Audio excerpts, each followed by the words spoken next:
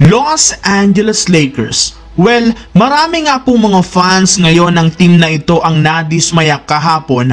Bukod nga po sa katotohanan na natalo sila, questionable rin naman nga po ang naging officiating ng mga referee dito at ang mismong replay center. Kahit nga ang mismong kalaban na coach ng Golden State Warriors na si Coach Steve Kerr napapaisip din dahil hindi naman nga daw dapat tinanggal ang 3 points ni LeBron. Pero tapos na nga ang laro, bawi na lamang sa susunod. Ang tanong ngayon, sino nga ba ang papalit sa big man sa rotation ng Lakers dahil sa injury ni Anthony Davis? May sapat pa nga bang lineup ang Lakers ngayon upang makabawi? Tara na't pag-usapan natin yan at samahan na rin ng sunod-sunod na talo ng Los Angeles Clippers kasunod ng napakagandang win-loss record nila noong Disyembre. Ano nga bang nangyari sa kanilang team?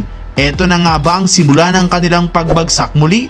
Pero bago yan, please don't forget to hit the notification bell at mag-subscribe sa aking channel. Marami nga po mga Kawan Stories ang nagtatanong kung ano na nga bang update ngayon kay Anthony Davis kasunod ng injury nito sa kanyang mata. Kamusta na nga ba ang lagay nito? May chance nga bang makapaglaro siya bukas kontra sa Atlanta Hawks? Well, tara na't talakayin natin yan. Kung pagbabasihan nga po natin ang naging update ni Shams Charania ng The Athletic, okay naman nga po sa ngayon at nakakakita na ng maayos si Davis. May konting magala nga daw sa mata nito at for sure mas magiging okay pa in the next day. Kaya naman ayon nga po sa naging injury update ng team, nakalista nga ito bilang questionable, meaning posibleng maging game time decision.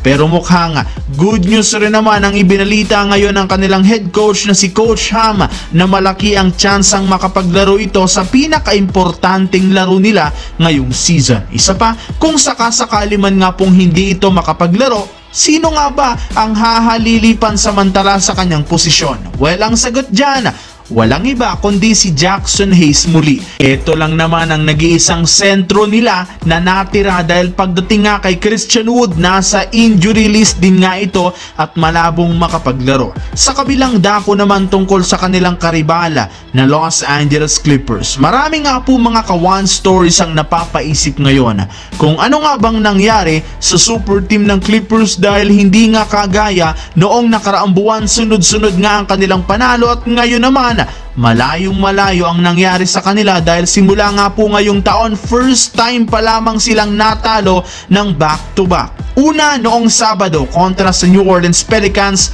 habang ang pangalawa kontra sa Atlanta Hawks na walang Trae Young. Pero kung susumadahin nga natin ang Clippers, mukha nga nanghina talaga sila. Bakit? Eto nga yun mga Kawan Stories dahil sa injury. Una nang tinamaan dito si Paul George, sumunod si Kawhi Leonard, si Russell Westbrook sa kamay habang si James Harden naman sa kanyang tuhod. Alam naman nga natin na itong apat na ito ang bumubuhay sa Clippers at mismong silang apat ang focal point na tinamaan talaga ng injury. Malamang sa malamang ibang-iba nga muli ang magiging lagay ng team na ito dahil dito kahit man maganda ang nilalaro ni Kawhi Leonard, hindi pa rin ito sapat kung walang ambag galing sa kanyang mga kakampi. Malinaw ba mga Kawan Stories? Thanks for watching. This is One Basketball Stories.